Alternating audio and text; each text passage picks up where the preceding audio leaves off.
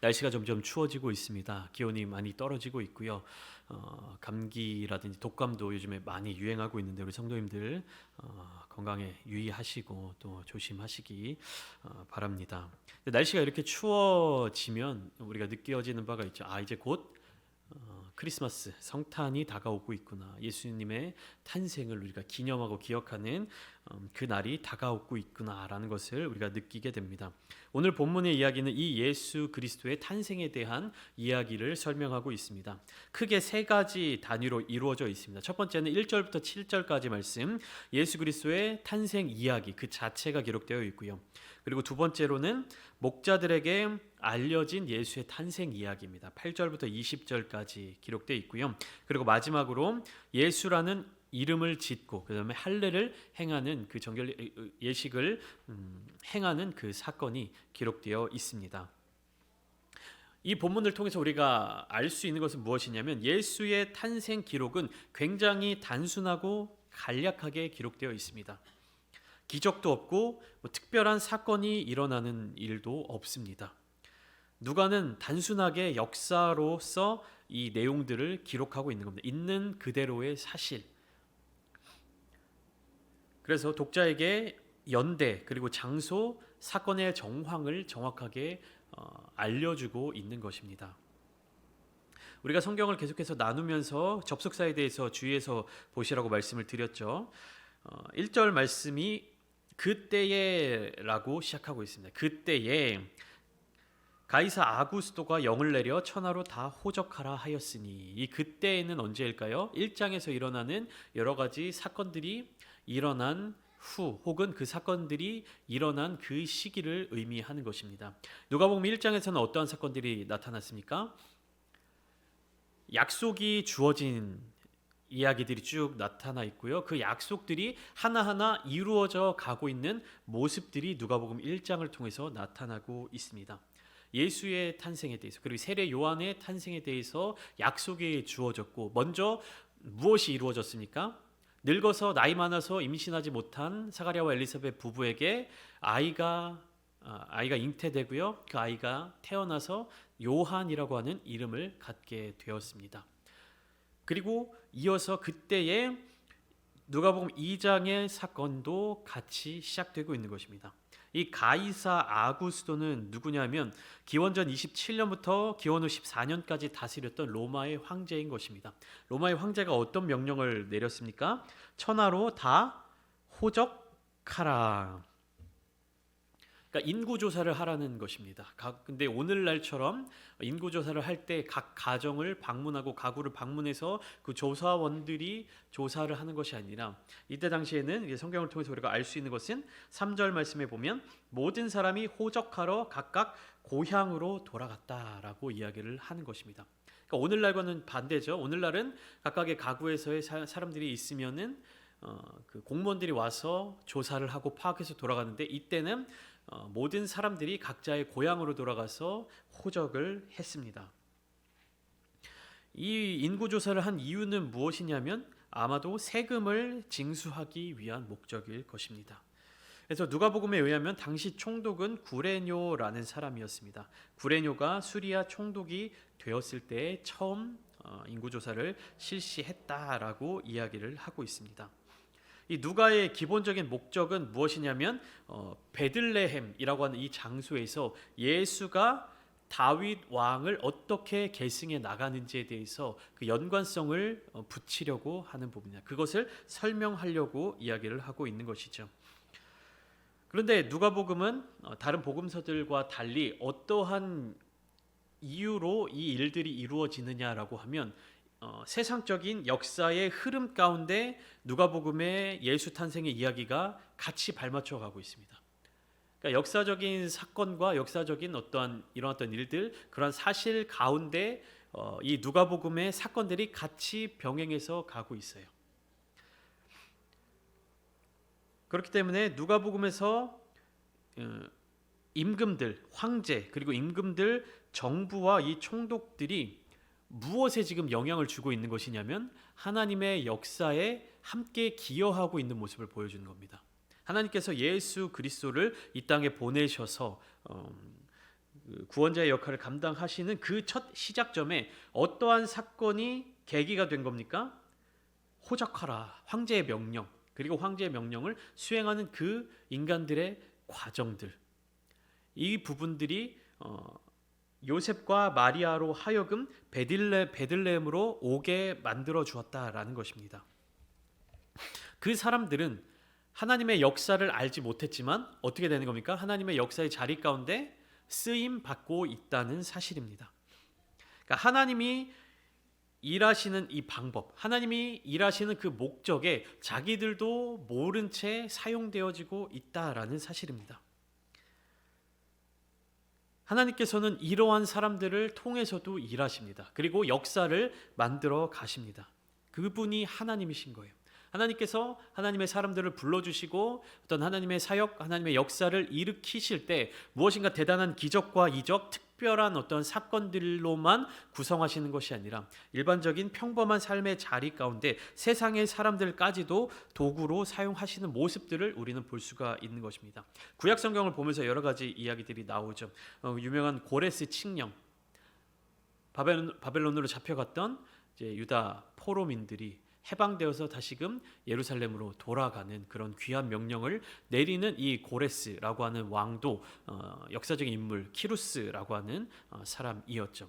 이 사람이 하나님을 아는지 모르는지 그 구체적인 내용에 대해서 성경은 설명하고 있지 않지만 하나님께서는 세상의 어떤 왕들, 세상의 사람들을 통해서도 하나님의 일을 행하신다라고 하는 그 사실을 알려주고 있는 것입니다. 특별히 신약성경에서는 누가복음이 그러한 소개를 많이 하고 있어요. 인간의 아들이신 예수 그리스도께서 이 인간 세상 가운데 친히 오셔서 그 안에서 가난한 자, 억눌린 자, 병든 자, 아픈 자 치유하시고 역사하시고 그 가운데서 함께 하나님의 놀라우신 뜻을 이루어 가시는 그 모습들을 누가는 세세하게 묘사를 하고 있는 것입니다. 그래서 3절부터 5절까지도 쭉 보면 세상의 역사와 그리스도의 역사의 모습들이 같이 함께 나오고 있죠. 가이사 아구스토라는 로마의 황제가 명령을 내렸기 때문에 사람들이 각자의 고향으로 돌아갔으며 또 요셉과 마리아도 고향으로 돌아간 것으로 보이지만 바로 이 지점에서 요셉이 다윗의 집 족속이며 다윗의 동네로 호적하러 올라간 것이 하나님의 계획과 뜻 그리고 구약에서 나타난 예언의 성취를 나타내고 있음을 알 수 있는 겁니다. 미가서 5장 2절에는 이렇게 이야기하고 있습니다. 베들레헴 에브라다야 너는 유다 족속 중에 작을지라도 이스라엘을 다스릴 자가 내게로 나올 것이라 그의 근본은 상고의 영원에 있느니라. 구약성경 미가에 이렇게 기록되어 있죠. 요셉과 마리아는 아직 약혼한 상태였는데 마리아는 이미 잉태하였고 출산이 가까웠다라고 설명하고 있습니다. 바로 뒤이어서 6절 말씀에 잉태하였는데 5절에 잉태하였는데 6절에 거기 있을 그때에 해산할 날이 차서 첫 아들을 낳아 강보로 싸서 구유에 뉘었으니 이는 여관에 있을 곳이 없음이더라. 이게 예수 그리스도의 탄생의 소개의 전부입니다. 이렇게 간단하게 소개하고 있어요. 세상의 임금이, 세상의 황제가 이러한 명령을 내려서 예수의 부모도 그 명령에 따라서 베들레헴으로 갔는데 거기에서 해산할 날이 차서 출산을 하였다. 예수가 탄생했다. 이렇게 굉장히 간단하게 설명하고 있습니다.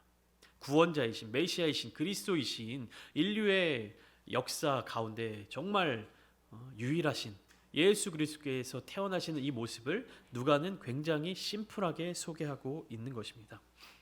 근데 우리가 주목해야 될 부분은 무엇이냐면 6절 말씀에 거기 있을 그때에 해산할 날이 차서 날이 찼다. 제가 지난주에 뭐라고 말씀드렸죠? 이 찼다라고 하는 동사는 하나님의 약속의 성취 개념을 설명하고 있다라고 말씀을 드렸습니다. 날이 찼다, 때가 찼다, 기한이 찼다라고 하는 이 차다라고 하는 동사는 이제 가득 찼다. 근데 성경 속에서는 하나님의 약속의 기한이 다가왔다. 하나님의 약속이 이루어질 때가 왔다. 이것을 표현하는 동사라고 말씀을 드렸습니다. 그러니까 거기 있을 그때에 해산할 날이 찼다라는 이야기는 뭐냐면 요셉과 마리아가 세상의 기준, 세상의 황제 임금의 명령에 따라서 수동적으로 거기에 이끌려서 갔지만 그 순간에 어떻게 된 겁니까? 하나님의 역사의 때가 딱 맞게 찼다라는 겁니다.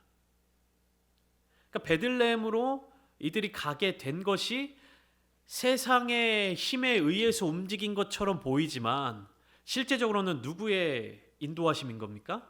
하나님께서 인도하셨다. 하나님의 계획 아래에 있다. 하나님의 뜻 가운데 역사가 이루어지고 있다라는 사실을 우리가 이 성경 말씀을 통해서 알 수 있다는 것입니다.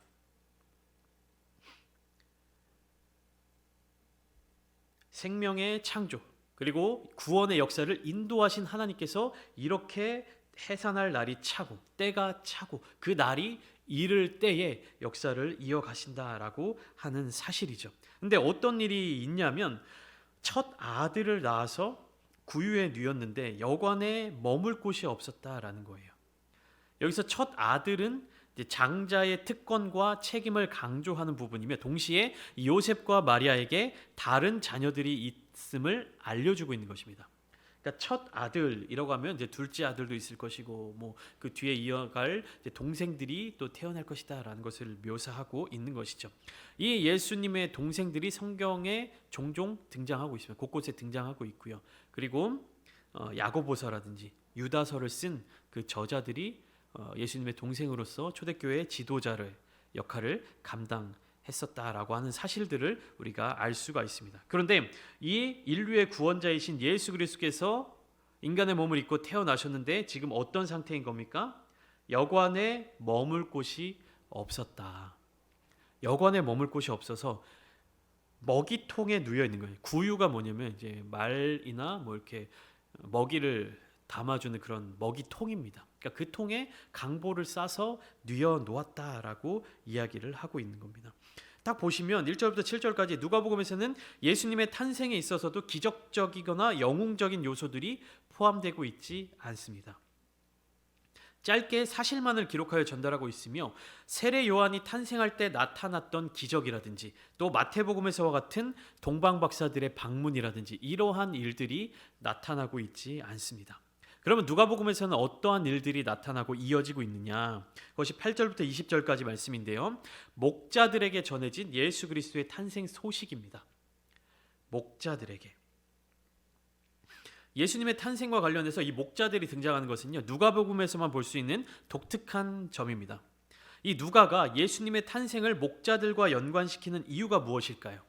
이 질문에 대해서는 여러 가지 해석들이 있는데요. 다 전부 말씀드릴 수 없기 때문에 간단하게만 설명을 드리겠습니다. 첫 번째 해석은 뭐냐면 이 목자라고 하는 직업이 그러니까 묘사될 때에 정치적 혹은 군사적 지도자를 상징하는 말로 사용되었기 때문에 누가는 예수님의 탄생을 이 목자와 연관시킴으로써 예수님을 목자 중의 목자, 그래서 탄생 직후 이 땅의 목자들의 경배와 축하를 받는 것으로 소개하려고 했다라는 의견이 있습니다.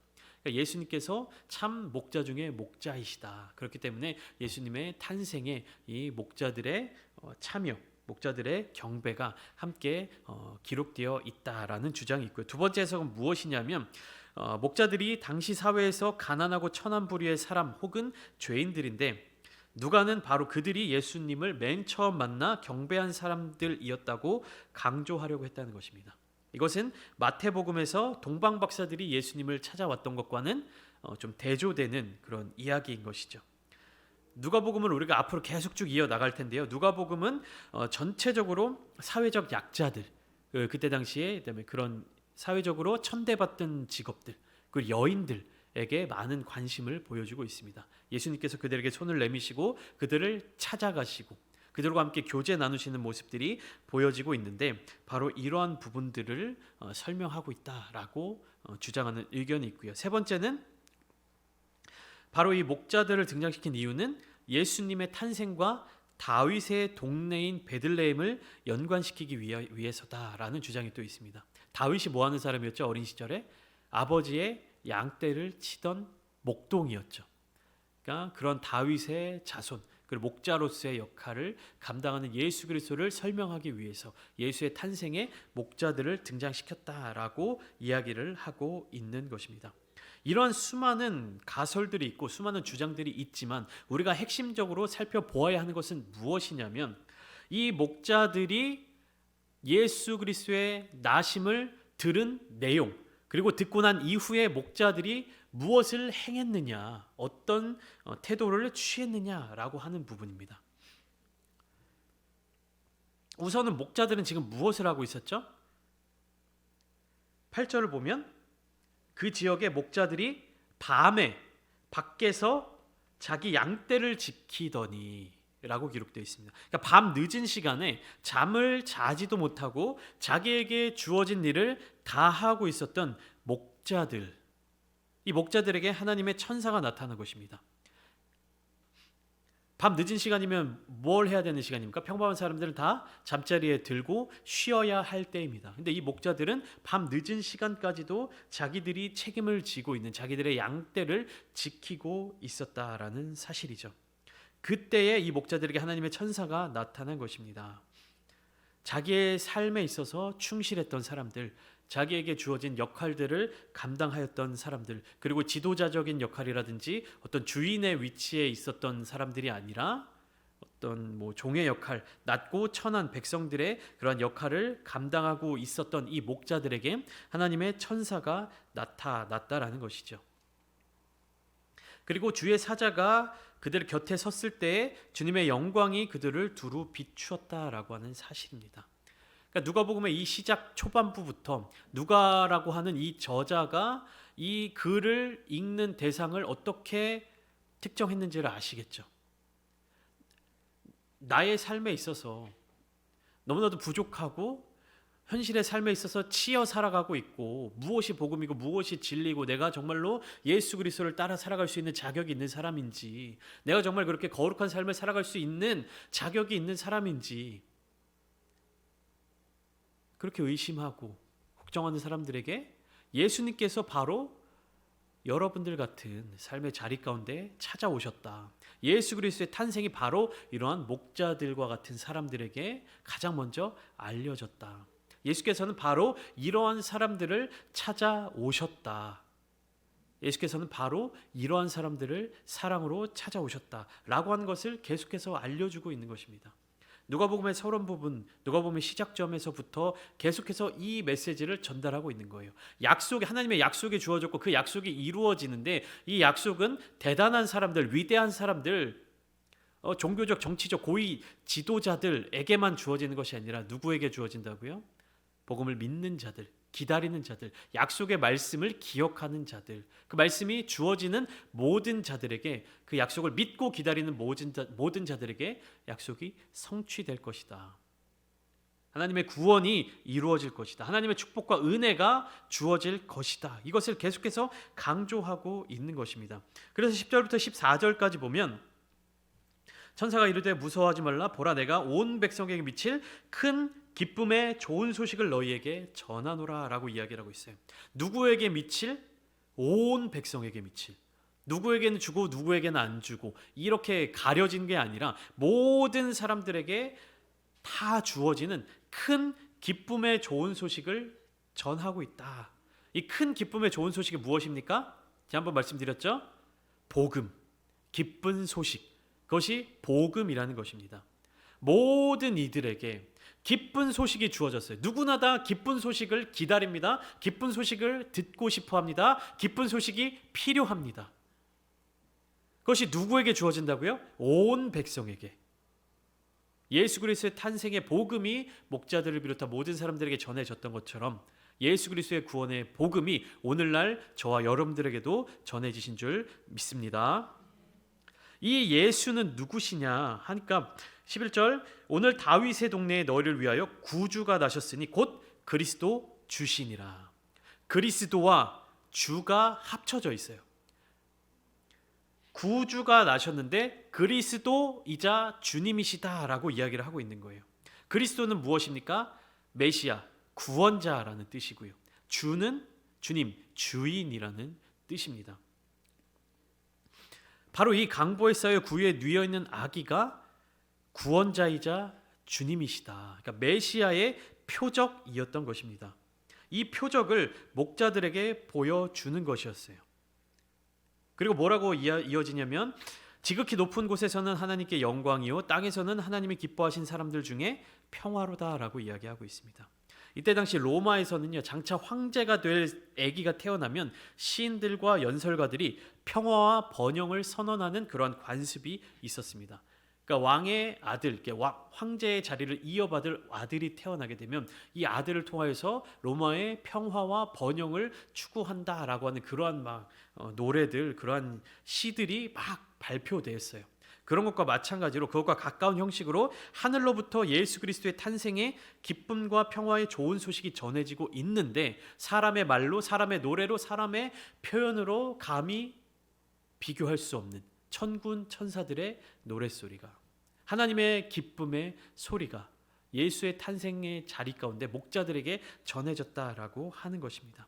이 좋은 소식은 거대한 화려한 궁전에서 나타나고 있는 것이 아니라 들판에서 가난하고 비천한 자들에게 먼저 전해졌다라고 하는 것이죠. 이 큰 기쁨의 좋은 소식을 들은 목자들, 그들의 삶은 이제 어떻게 바뀌어 가게 될까요? 그들의 태도는 어떻게 변화되어 갈까요? 이들이 어떻게 반응했습니까? 15절에 보면 천사들이 떠나 하늘로 올라가니 목자가 서로 말하되 이제 베들레헴으로 가서 주께서 우리에게 알리신 바 이 이루어진 일을 보자 하고, 그리고 16절에 보면 빨리 가서 마리아와 요셉과 그의 누인 아기를 찾아서, 뭡니까? 천사들이 떠나 하늘로 올라간 이후에 우리가 이 이루어진 일을 보자. 이 이루어진 일을 보자. 뭐라고 얘기합니까? 이 이루어진 일을, 이게 진짜야? 가짜야? 이게 사실이야? 찾아가서 한번 확인해보자, 이게 아니라 이루어진 일을 보자. 증인이 된 겁니다. 의심에 쌓여서 찾아간 것이 아니라 확신에 찬 모습으로 찾아가게 된 것이죠. 그리고 천사가 자기들에게 이 아기에 대하여 말한 것을 전하니 무엇이 된 겁니까? 증인이 된 겁니다. 이 목자들이 증인의 역할을 감당할 것이라는 기대를 했을까요? 상상을 했을까요? 그들은 삶의 자리 가운데서 그들에게 주어진 일에 대해서 자발적이든 비자발적이든 그렇게 성실하게 최선을 다해서 삶을 살아가고 있었을 뿐입니다. 근데 그들에게 큰 기쁨의 좋은 소식이 주어졌습니다.